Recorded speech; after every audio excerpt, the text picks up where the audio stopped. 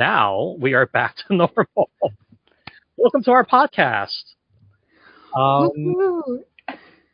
This is where we're going to talk about nerdy topics, our favorite fandoms, and deep dive into just anything that's... Hello. You disappeared. I disappeared. Gotta love it.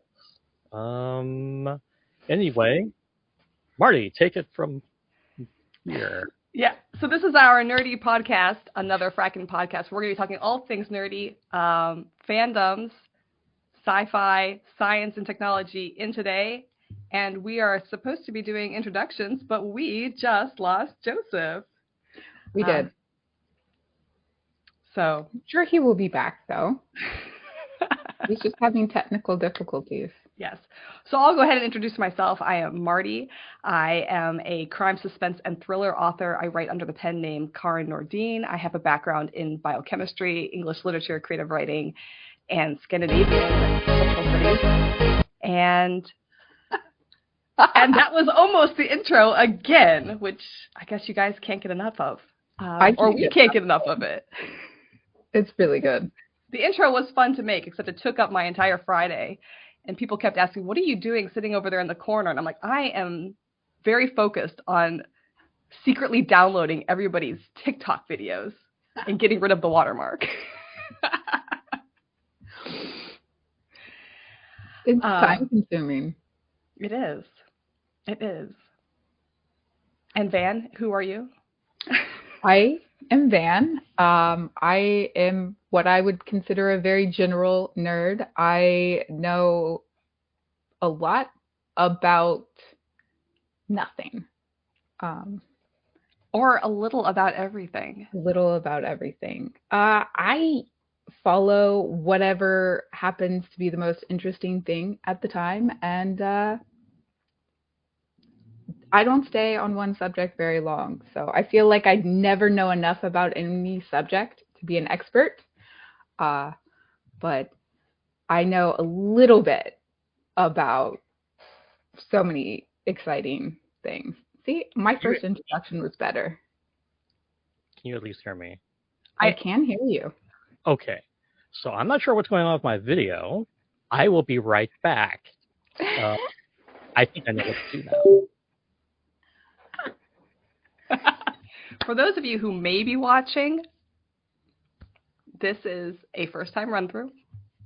We're all newbies at this podcast game, and clearly it shows. Technology can be difficult. I mean, as long as this is not like a Terminator moment and we're about to like Skynet ourselves, I'm going to say we're okay. Yeah. Is he back? And he's back. He's back. He's moving. And I just realized that if I want to swap, I have to leave the studio and come back in. Anyway.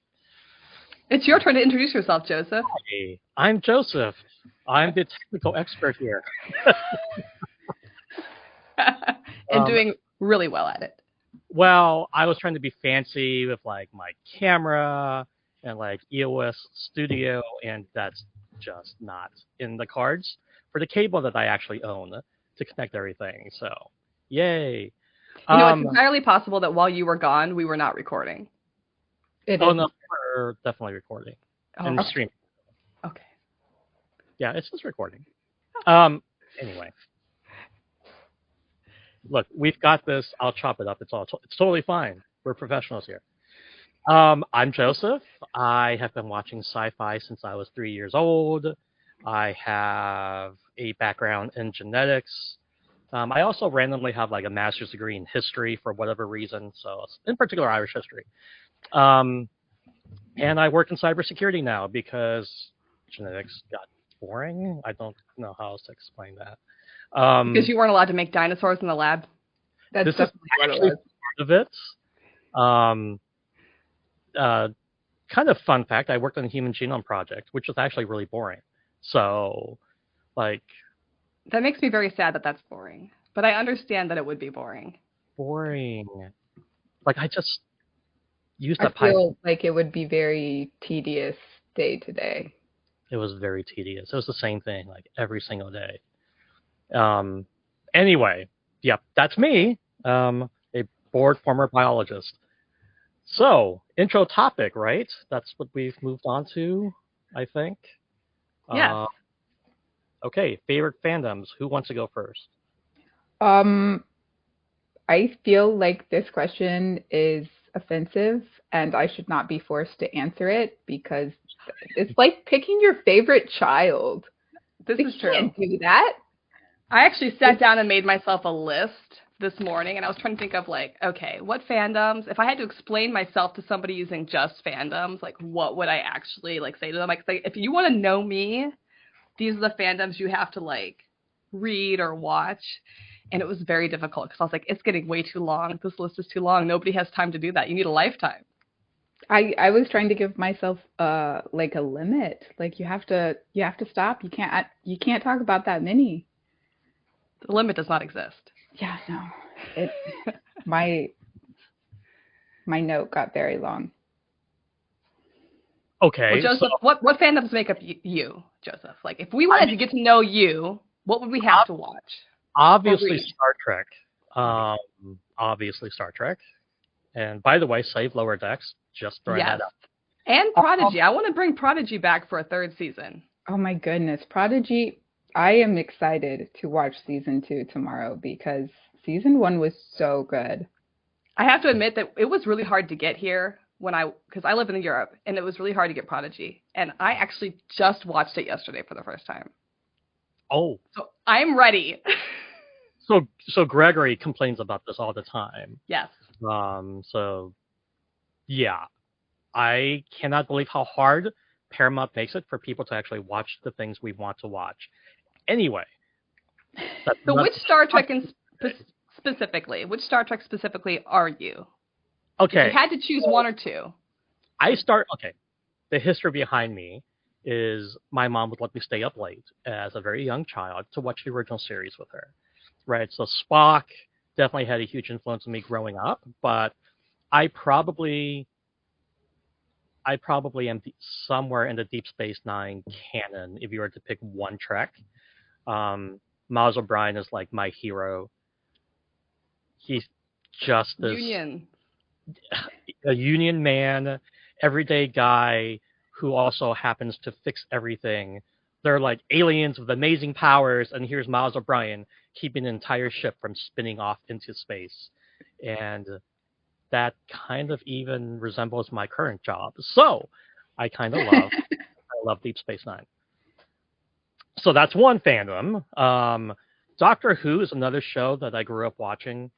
The original like run through of Doctor Who, starting with names have escaped me because I am live and nervous. The guy with the scarf. The fourth Doctor? Doctor, yeah. It's definitely the fourth Doctor. I say that with almost confidence. Anyway. I think I can answer this question. With the other shirt I almost wore today for this event. Oh, that yes. would have been He's number 4. He is right? number 4. Yes. There we go. Number 4. Yes. Anyway, so I've been watching Doctor Who since then. So not since then, because obviously it was reruns by the time I got around to watching it, I think. But let's see, what else? But which Doctor? Who's your doctor then? Because everybody has their own doctor, right? Everybody has a doctor. Yeah. David Tennant has kind of become everybody's doctor, hasn't he, at this point?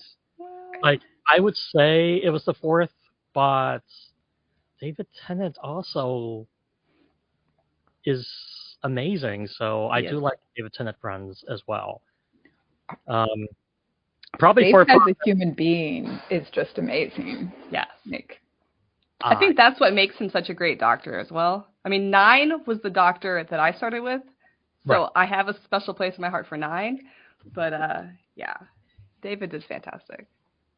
Yeah, that's fair. And I think like Sherlock Holmes would be the other thing that I, read a lot of growing up and had a huge passion for.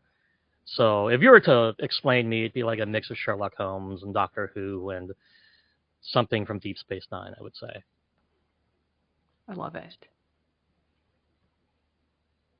I I love that Miles O'Brien is your favorite character as well from Deep Space Nine. It makes a lot of sense. I like the niche secondary characters in Star Trek. I feel like there's a lot of meat to the secondary characters that you don't see in a lot of other fandoms. He was in so many episodes of Trek, because he was in all of Deep Space Nine, and then he was in a little bit of TNG.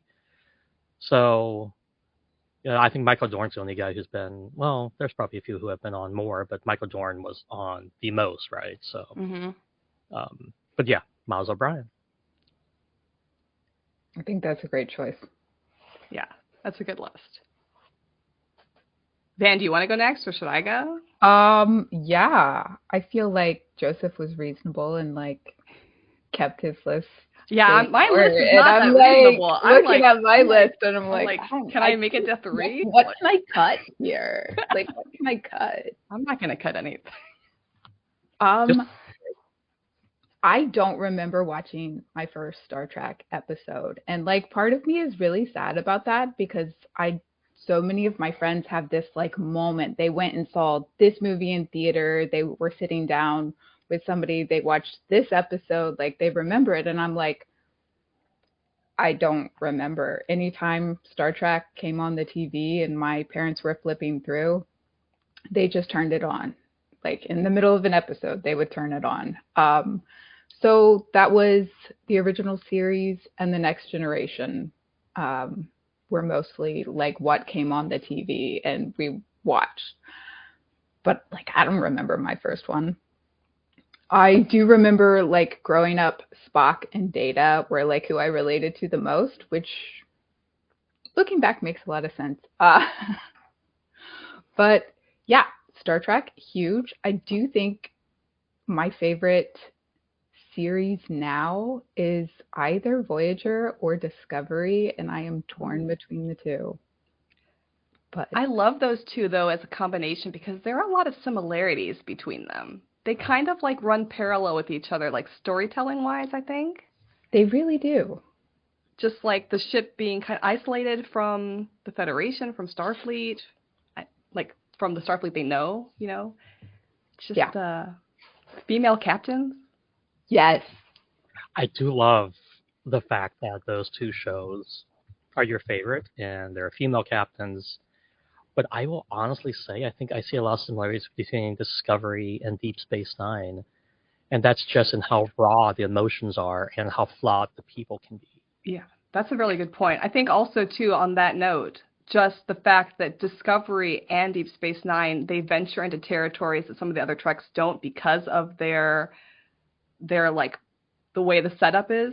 Deep Space Nine was so good at going into politics and religion and all these different aspects. And I feel like Discovery does that as well. I'm going to speak heresy, right? My top 3, if you were to ask me my top 3 Treks, it would be Discovery, Deep Space Nine, and Voyager. And I think those are the superior Treks. And I'm going to walk away slowly. I feel like this is going to be a podcast episode in itself. This could be an entire... This could be. This very easily. Very easily. Well, I'll be looking forward to your thesis on that one next time. Go on, Van. Sorry, I cut you off. Star Wars obviously is a huge one for me. I don't talk about it a lot online because we all know why. But when my baby brother was small, he slept about 6 hours a night. And the doctors are like, he's fine. He just doesn't sleep. But the best way to get him to fall asleep was to turn on Star Wars. And he didn't care at what point in the 3 movies it was, because this is the original trilogy. You just turned it on, waited till he fell asleep, and then you turned it off, and then you restarted it in the exact same spot. So very quickly, I didn't even need to be in the room. Just hearing what was happening, I knew exactly what was going on. So yeah, those are burned into my brain. So huge Star Wars. Of course, we gotta delve into Battlestar Galactica just being absolutely phenomenal. Fantastic. And I'm rewatching it now because it's on Prime, which is so exciting. Uh, and I'm realizing like this was just on TV. Like they just put this on TV and like I don't know. I think I totally glossed over some parts of it when I watched it at a much younger age because like way over my head. But like now I'm like, what? It's so fantastic rewatching things as an adult and seeing something completely different. But yeah, no, that is like huge. I really like the storytelling in it. It's very expansive. Like it covers so much, and it's funny because I've rewatched Battlestar. I don't know, 5, 6 times, and every time I go back, it's like I forgot that entire season or I forgot that entire storyline, and there is so much that is relevant even to like today's world that like I wouldn't, when you go back and watch some of those early episodes when they're first leaving and they're having to make the rules about like what is allowed and what isn't allowed, I'm just like, wow, I forgot about that, and that's heavy. That's heavy stuff to just put on television. I mean, it's a lot. I was in my current rewatch, there's a whole subplot about a little girl, and then that gets into some really dark places, and I'm like, wait, we're just throwing that on TV. That got dark real fast. Yeah. No, but Battlestar, like just the storytelling was fantastic, and the actors they chose, I felt each one of them hit their mark so perfectly. It was like I feel like in every show I watch, there's like somebody that I feel like, was this person really well cast? Do I just need to like have them grow on me? But I feel like that show hit it out of the park from the very first episode with the people that they chose. They're all so good. Moving on. Babylon 5. I don't know if either of you ever watched that one. I watched the hell out of it. See, Babylon 5 is actually, this is a horrible thing to admit as a nerd. I actually have not seen it in its entirety. And Star Trek is the reason why I have, because I just kept watching Star Trek over and over. That like, whenever somebody would say, why don't you sit down and watch Babylon 5? I'd be like, that's a commitment, you guys. And I'm already committed. It is. It's a commitment. It influenced a lot of my teens, though, because we would like watch it, but we wanted to share it with some of our best friends who didn't have cable or satellite. So like we had like the VCR and like we were trying to cut out the commercials. So like we're like trying to record just Babylon 5 and like stop the recording, wait for the commercials, restart. But we rewatched it so many times. It's so amazing. If you sit down and watch it now, it is very relevant and it has aged really well. Like really well. I'll have to add it to my list. I'll just force myself to do it. If you like Deep Space Nine, you will love Babylon 5. That's what everybody says, and I do love Deep Space Nine. So. The rumor is Paramount stole the idea and made Deep Space Nine. There are a lot of parallels in between, and I think that they kind of liked the idea that was pitched, and they did want to turn it into a Star Trek show, and the creator said no. So I think they might have been like, oh, space station, that was fun, let's do it. But yeah, there are a lot of similarities, but they are very different shows. And the character development across the 5 seasons is very similar to Deep Space Nine. Yep. Like we got a lot of development from all the characters, like even side characters. Some of the best romances in television, in my opinion, are in Babylon 5. Okay, that kind of intrigues me because that has always been like the one thing about Trek where I'm like, you guys could push the envelope just a little bit more here. And I feel like they finally did with Discovery. But before that, it's always been kind of like, will they, won't they? let's wait 7 seasons and then never find out. So that might push me into watching it today. It really well. It's very good. I am low-key mad that they never had follow-up series past like a certain, like they had a couple of like made-for-TV movies. Yeah. And that was it. And then nothing more. They did do a cartoon movie recently. Did they? Yeah, it was on Prime, I think. I'll see now. I've got to go look at this. It is. I don't want to say it's bad. It's not bad. But when I wanted more Babylon 5, like it didn't scratch that itch. Like it is more Babylon 5, but it didn't like fulfill what I wanted. Yeah. It was like reading a comic. Like I love Star Trek comics, but like they're not the same as watching a Star Trek episode, if that makes any sense. No, it makes perfect sense. That's what it was. It's good. I recommend it if you like Babylon 5. Absolutely. But like it's not the same as another series. Is there any possibility that they could come back with it like they did with Picard? Like are the actors still around? Like that's how much I don't know about Babylon 5. Well, that's one of the big reasons that they did cartoon is a lot of the actors are not. I would like to see like a revival, a continuation. Like we don't need the same like thing. A Strange New Worlds type thing. Or like a Voyager thing. We're going for completely new characters, completely different time than say the original series. I think they could do it. Next generation of people. That would be cool. All right, well, you guys have convinced me. I'm adding it to the list. I'm looking it up as soon as this is over. It's really good. Let me speed through a couple more. Firefly, obviously. Hate Josh, but he writes some good stuff. Yeah. That was so innovative. And I'm a big fan of Westerns, so like that show hit like that sci-fi Western niche that I just was waiting years for. So fun. Doctor Who, obviously. Favorite Doctor? Definitely the 9th. No question. My parents had watched Doctor Who.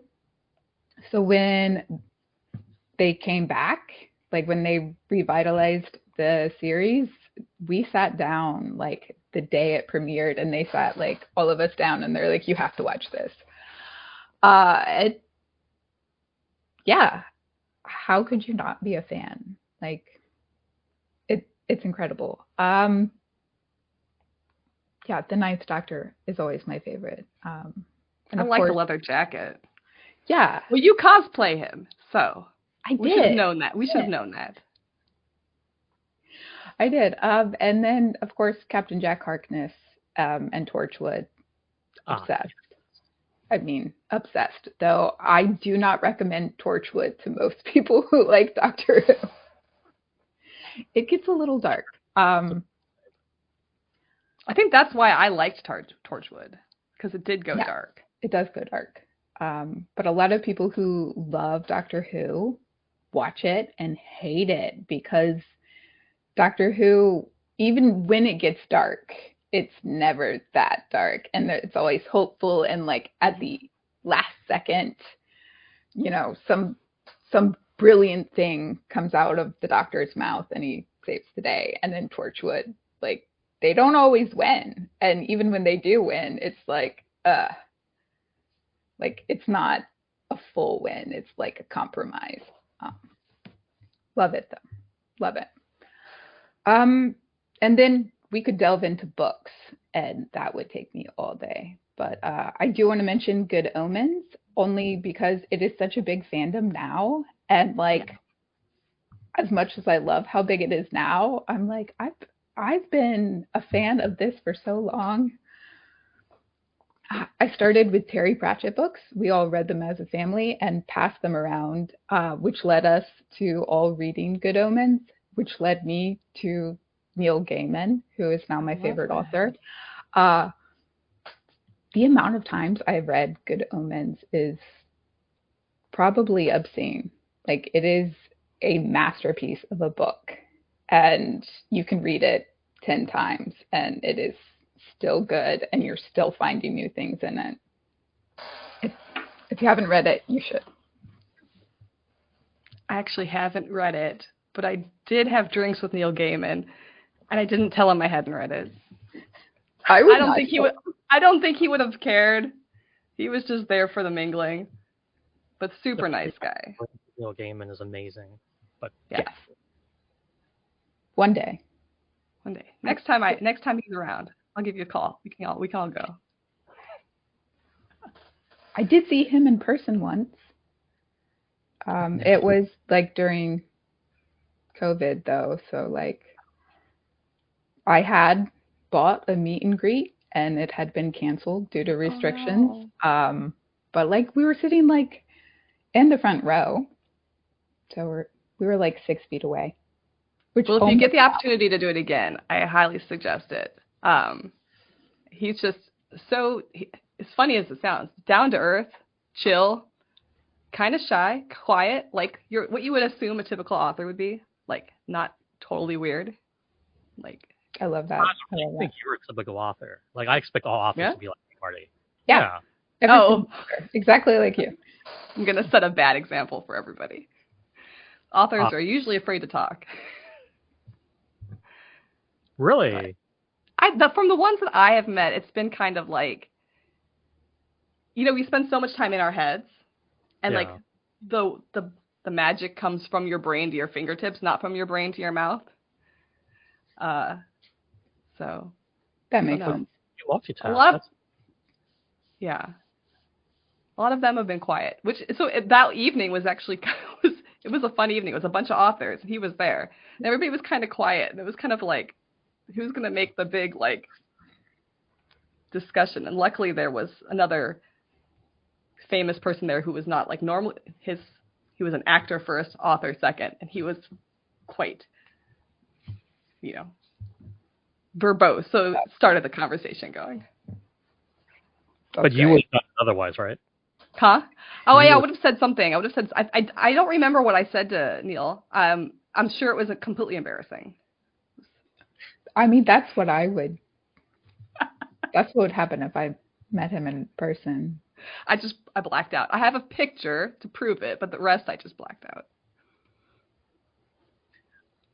I mean, I get that. Van, you done with your? Yeah. I could go on for like 3 more hours, but I don't have enough. Well, maybe I have something on my list that is also on your list, and we can continue that discussion further. You start your list of fandoms. So, like everybody, Star Trek, of course.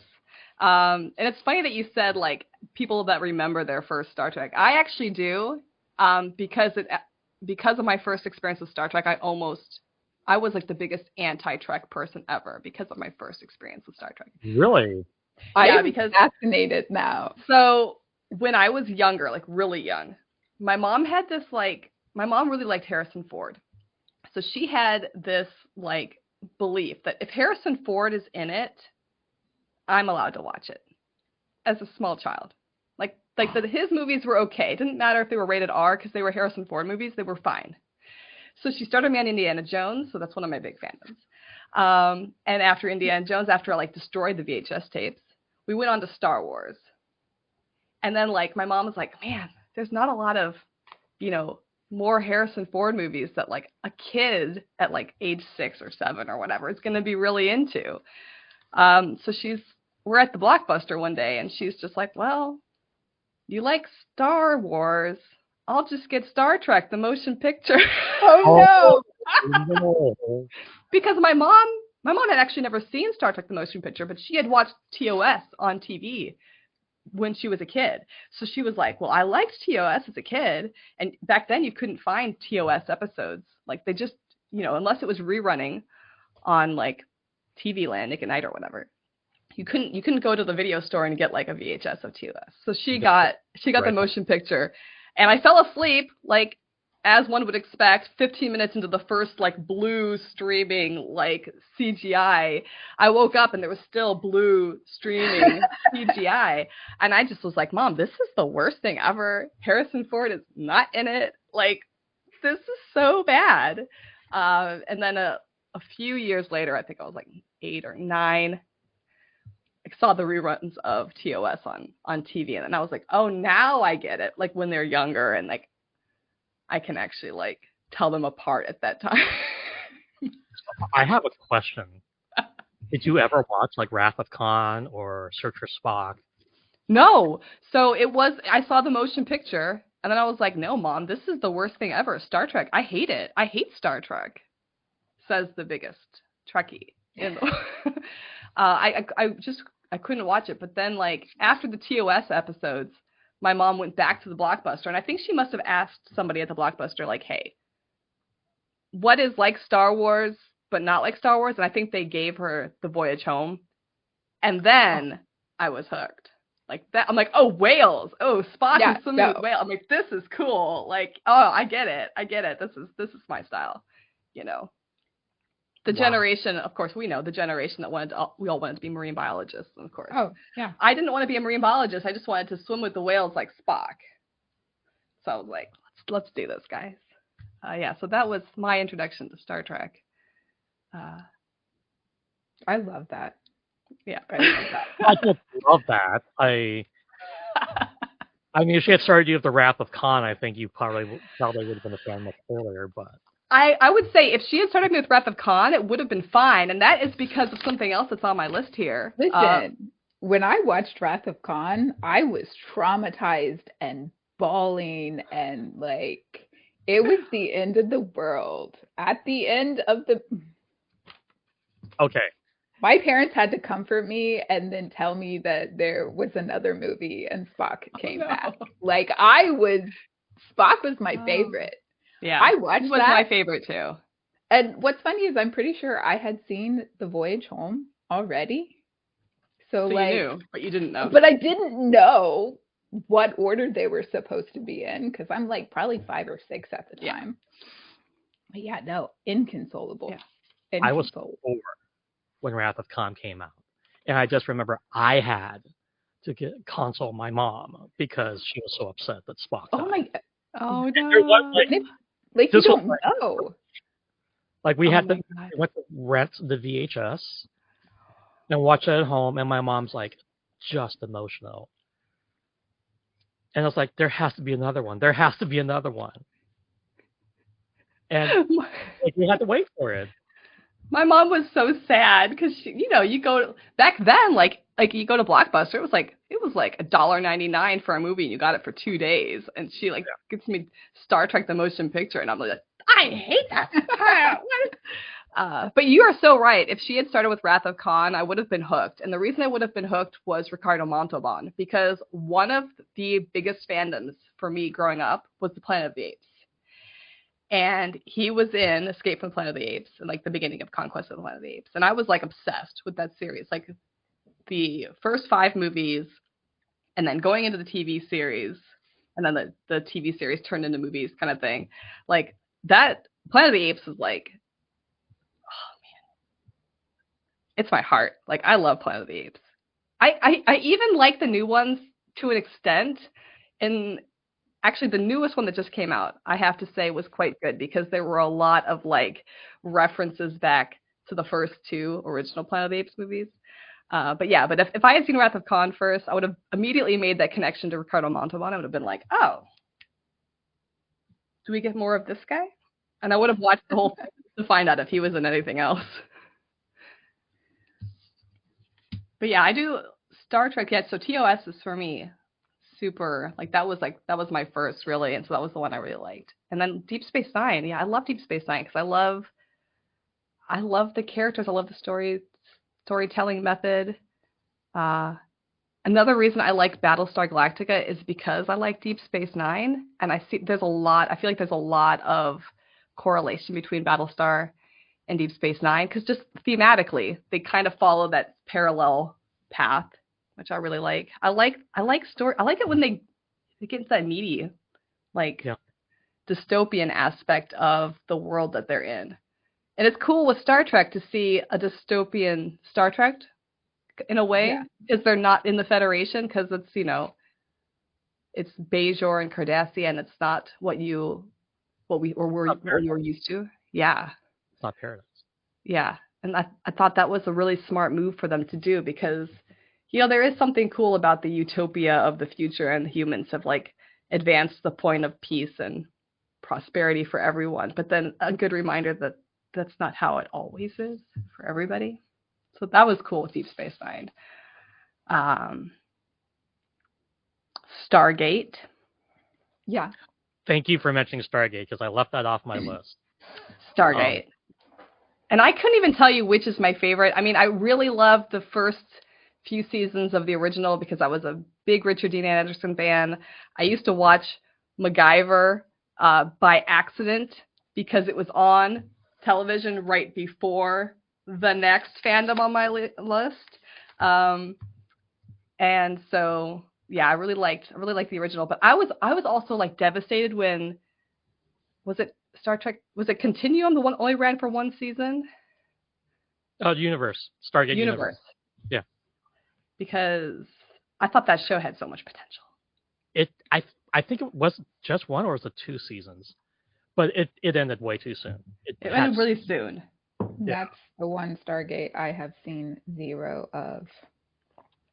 I remember it had a rough start, but then I remember like towards the end, I thought this show had more potential than Atlantis, I thought at the time. Yeah. And I was very sad that it didn't continue, because I really was a big Stargate fan. It had 2 seasons, 40 episodes. And oh, that's right. It ended on like a weird cliffhanger or something, so it made you feel like it was kind of one season. It was. Yes. Yeah. And I hate that, but you're right. It had a lot of potential. It was very Battlestar Galactica-esque. It was. So. That probably explains why I liked it. I also like that the one lead actor, the scientist, whose name I can't, the British actor. Let's see. From Once Upon a Time. Robert Carlyle. Yes. For Rush. Yes. He was so good. He was so good. I am not pulling this in my head, by the way. It's kind of a Gaius Baltar sort of character, and Gaius Baltar was my favorite BSG character. So. Oh my goodness. So good. He's so much fun. But the reason I was a Stargate fan was because I watched MacGyver. And the only reason I watched MacGyver was because it came on right before Quantum Leap. And Quantum Leap, man, I love Quantum Leap. I think my first fanfic I ever wrote was like a Quantum Leap fanfic. It was either that or X-Files, which is also a big thing for me, the X-Files. Have you watched the new Quantum Leap? I haven't yet. I can't figure out where to find it here. Oof. I might have to like find it by means. But yeah, Quantum Leap, the X-Files, the Twilight Zone. Oh. Which I feel like that like influenced me as a writer. The Twilight Zone was just like, I want to write those kinds of stories. It's an amazing show. Such a good show. I always think of like the episode with the man who just wants to read. He's got all the time in the world. Oh my gosh, that one. That's a very relatable episode. Yeah. And then like Van said, we could go into books, but like I feel like book-wise, like the most like influential one for me is just like the Stephen King universe. Like so amazing. And I even like the bad movies. Like the original Stand miniseries, I have like a story about that series, and like that will never leave me. I have to admit, I do like the bad ones too. Yeah. There have been so many comments about how bad some of the movies are. I'm like, oh, I watched the shit out of it, so I'll watch them all. There's something about like maybe it's because like we had this tradition as a like I started reading Stephen King because of my mom. She's a huge Stephen King fan, and we had this tradition that for Mother's Day, we would buy my mom like a B-rated horror film from like the 50s or 60s because she was really into those, like The Blob and The Tingler and The House on Haunted Hill, and she loved those. So every year for Mother's Day, we'd buy one of those for her and we would watch them. And I feel like that's how she got into Stephen King. And I think that's why I like the cheesy, bad Stephen King movies, because they kind of remind me of like those old B-rated horror films, like, you know, Tarantula or whatever. Okay, I'm going to say this, and you will judge me for it, and I'm okay with that, but I liked the really bad sci-fi original sci-fi movies, like the original... Like Sharknado? The original Sharknado, I will watch the hell out of. Not all of the, like, crazy stuff that came after, because it was just movie stars trying to get into a trend, and I despise that, by the way. Anyway, but yeah, I will watch the hell out of some really bad sci-fi just for fun. This is not stuff that I'm going to rewatch or try to get any sort of like meaning or deeper philosophy out of, like I do with Trek or Star Wars, Doctor Who or Stargate or any of those others, right? It's just absolute, just to see how bad it is. Yeah. And I realize that makes me a very kind of lower tier sci-fi fan. No, absolutely not. We all like popcorn. Yeah. Absolutely. We all like popcorn. And I love a lot of TV shows and books and movies that I call popcorn. And it's only occupying a small percentage of my brain when I enjoy it. And sometimes that's all my brain wants, is just, that's all it can handle, is just a little bit. I can't always sit down and watch something, you know, deep, or read like a really elaborate, well-developed universe when I'm reading a book. Sometimes I just need popcorn. Yeah. I think that's fair. Yeah, 100%. Yeah. And I mean, to kind of, so you don't feel too bad about that, something that I used to really like, I've never admitted this, and you might not even know what I'm talking about. We're going way back here. This is like late 90s, I think. VH1 used to make movies, right? But they were kind of like fan fiction. They were like AU universe, like what if this happened in the music world back then. And one of the movies that they made that I was like obsessed with, they made a what if Paul McCartney visited John Lennon the week before he died. I can't remember what the movie was called, but it's about like Paul McCartney goes to visit John Lennon like the week before he dies. They go out, they have this like fantastic time together. They like hang out, they make music together. It's a fan fiction made into a movie. And I was like obsessed with them. They made like 3 or 4 of them. They were super niche. I don't know. And I just kept thinking, when they came out, I kept thinking like, how are they allowed to make this? Like, how is this legal? I'm pretty sure they didn't ask anybody if they could use their likeness or whatever. You can do anything as long as you're not popular enough to be noticed. Yeah, I mean, I noticed. But yeah, so I'll give you Sharknado if you'll give me my Beatles fanfics movies. I will accept that, because I do remember the premise of that movie, which means I must have watched some of it, but I don't remember details, which means I probably fell asleep at some point. But I will grant you it was a fascinating premise. So yeah.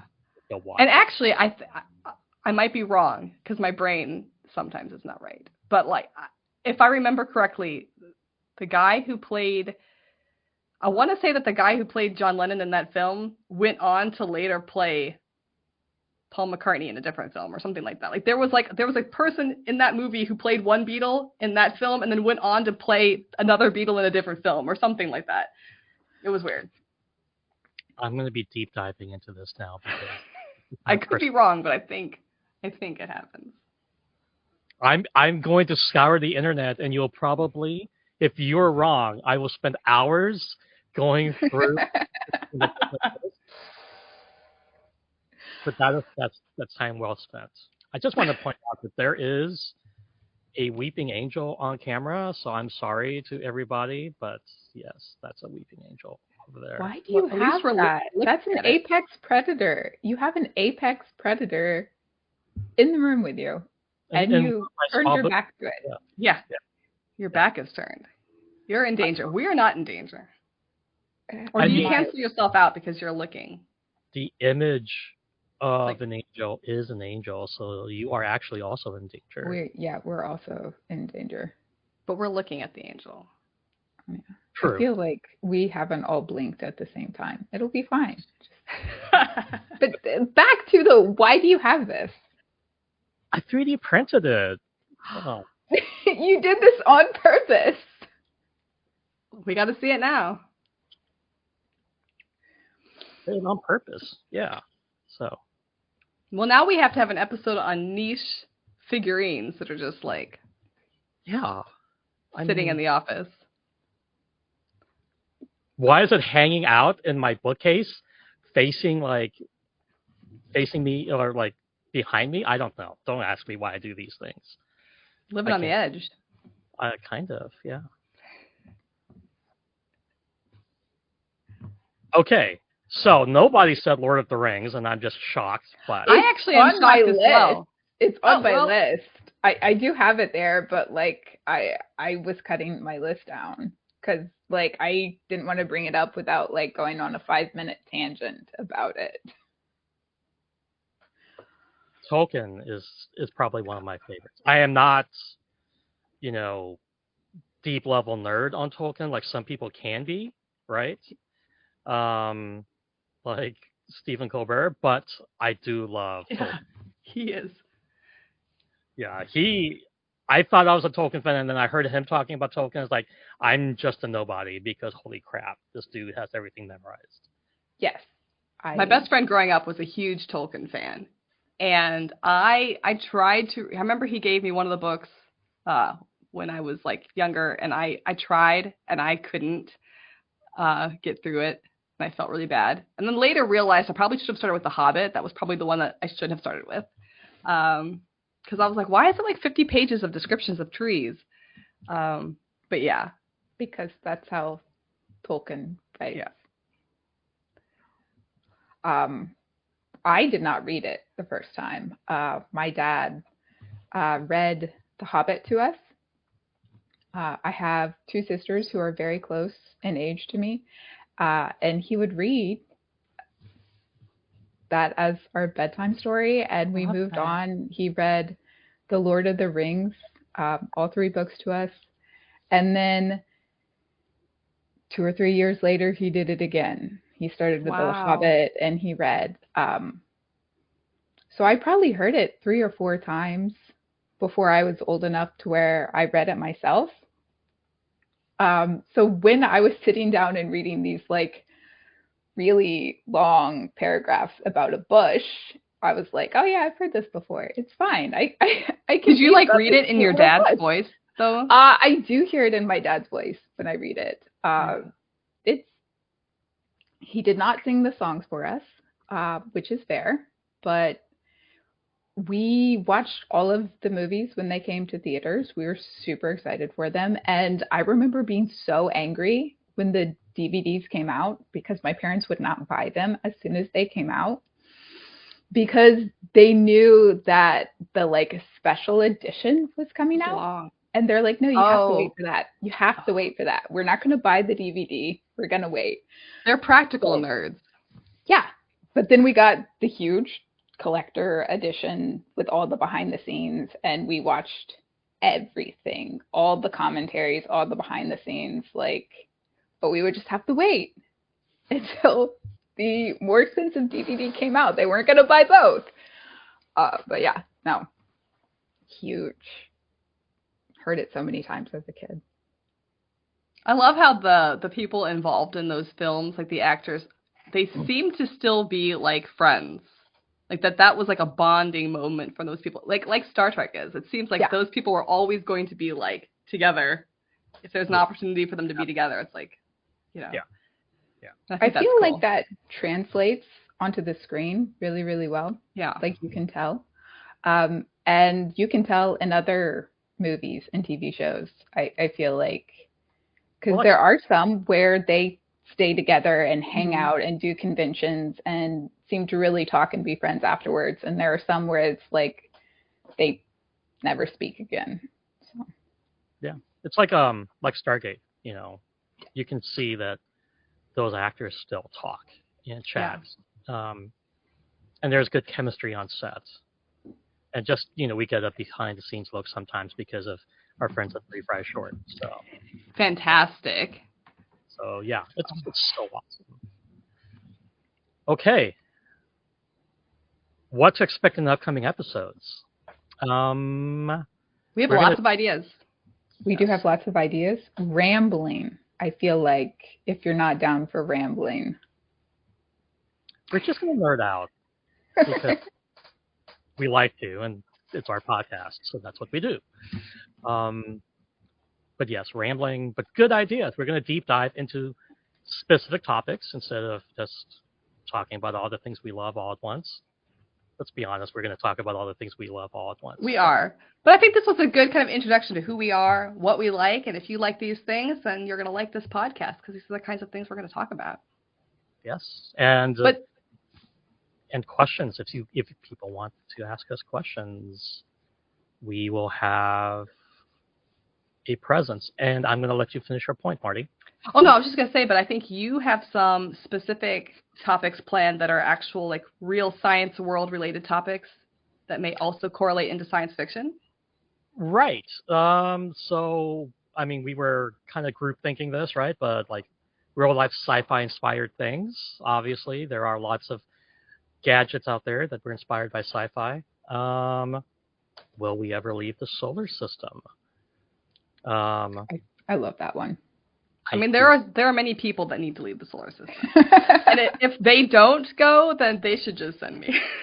I have got a list. And that's my other list. I live in people who need to leave the solar system. My list would like fill my room. That's my list. It's on my bookcase.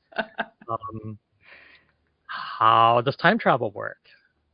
So, that could be like a 3-part series. I'm very excited about that series. Yeah. Let's see. Our favorite sci-fi, or our favorite moments in sci-fi. Reading doesn't always work for me, so I need to take my time to read out the words one by one. There's so many. Who do we ship and why? Because, as we talked about in this episode, sci-fi doesn't always do a good job on the romance side of things. We have to make it up for ourselves. Right?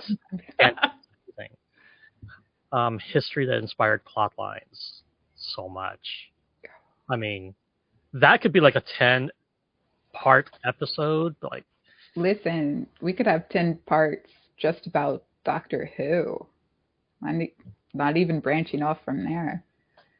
I feel like we have to have a Babylon 5 specific episode now, just so that I am forced to watch them all. Yes, we do have to have one. We're going to give you some time. We might need to give you some homework before we do who we ship and why, because, I got like a list.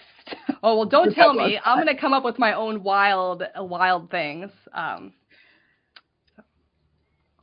We're going to talk about episodes that don't fit the norm in a series. Musical episodes. Horror episodes in Star Trek. Things like Quantum Leap, where Sam couldn't control the body he was in. Which I watched a lot of Quantum Leap. I don't remember that episode, so I have to go find it now. It's a 2-parter. It's the Lee Harvey Oswald episode. Oh. Yeah. I have only seen scattered episodes, so you will have to watch it. I will have to. Characters we relate to and why. I feel like we all relate to Spock. Did we learn that today, that we are all Spock? Yeah, I think we did. Yeah. Which sci-fi universe would be the best or worst or most fun to live in? Oh, so many thoughts on that. Yeah. I feel like that might be like 3 different episodes.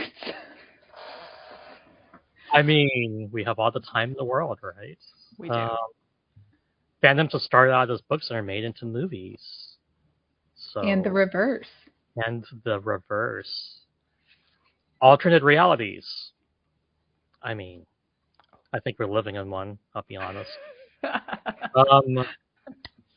What are the spiritual girlies on TikTok say? Like, the timeline has shifted. We're shifting timelines. Yeah, I think when we entered the COVID era, I was like, yeah, for sure. This is an alternate universe. This is not like somewhere there's another me who's just like enjoying life without the fear of existential dread every single day. And that version of Joseph is a bastard. Anyway. I mean, I don't like the existential dread, but without that existential dread, I would never have met either of you. So. You know what? That's point. That's fair. I was not getting on TikTok. No, I wasn't. Honestly, I didn't even know I didn't know anything about it until I had the existential dread.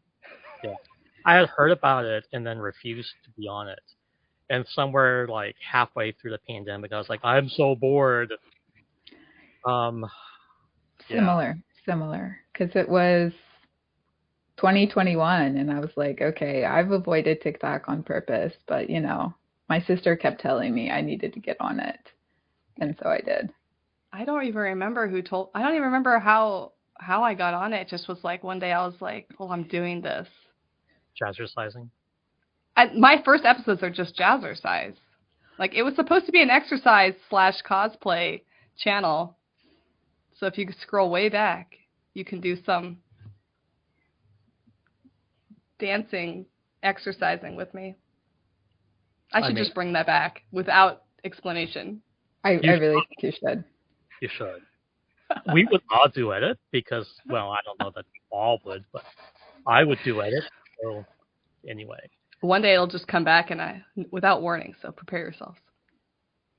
I'm excited. Orange or something.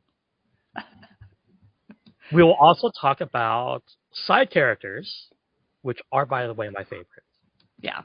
They're my favorite too. Mine too, actually. Yeah. The more I go back and rewatch the fandoms I love, I realize that like all the side characters, they make all the series, really. And you can deep dive. Like, I'm going to throw this out there. Walter from Stargate, SG-1. And like compare and contrast him with Radar O'Reilly from MASH, and I'm just going to leave it alone.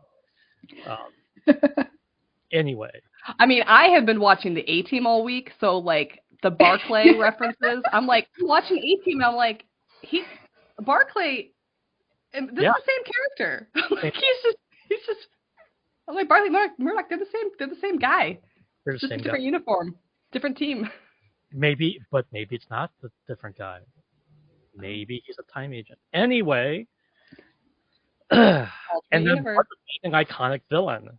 And I know for this one, we pretty much just have to sit there and give Van a ton of time because I already know she's going to be into this. Listen, I have thoughts, I have opinions, I have a dissertation. Are we starting with Dukat and Kai Wynn, or like? Oh God! And then like working our way down, like. I mean, they're definitely showing up. There's like a whole group of love villains. Not really a villain, but villains like Kai Wynn. And when you watch Babylon 5, you will meet Bester, and you will understand that they are in the same villain group. And it's amazing. So amazing. All right, I'm gonna look it up. I'm gonna watch it tonight if I can find it. We will find ways for you to find it. Is all I'm saying. Okay.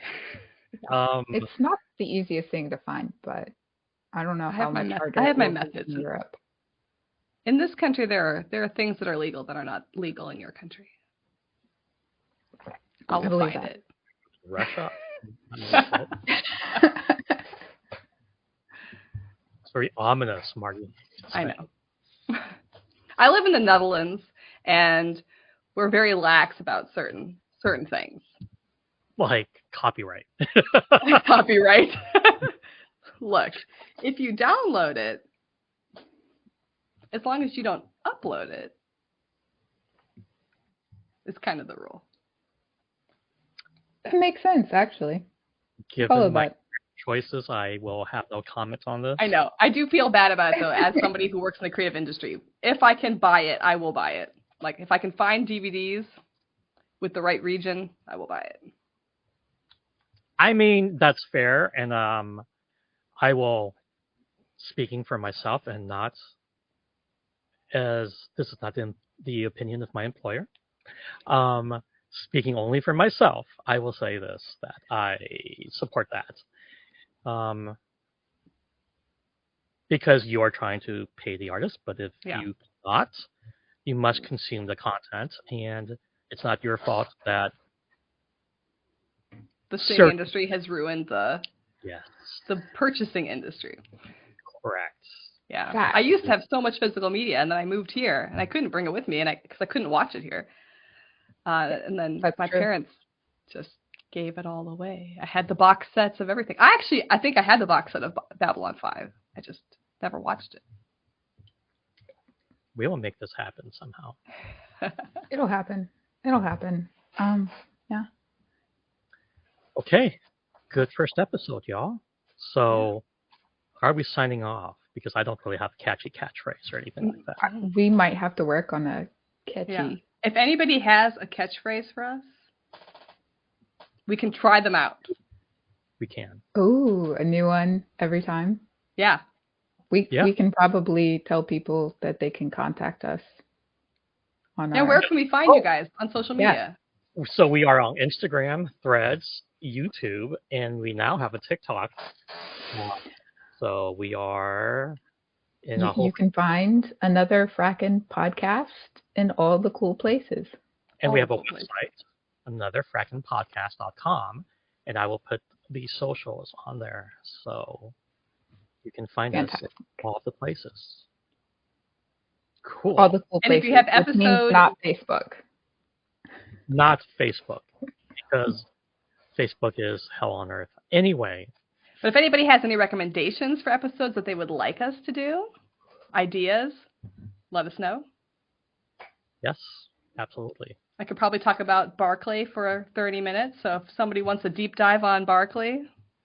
Oh, yeah, no, absolutely. Absolutely. At least. An entire episode on, like, hologram addiction. We can always just do this and just let you... There we go. See, I am a professional. I do know how to work. Look at that. That was well played. It was very professional. I mean, I have some skills, not many. But there we go. Okay. I'm going to sign off with the Lower Decks. Sleep Lower Decks. Later, y'all.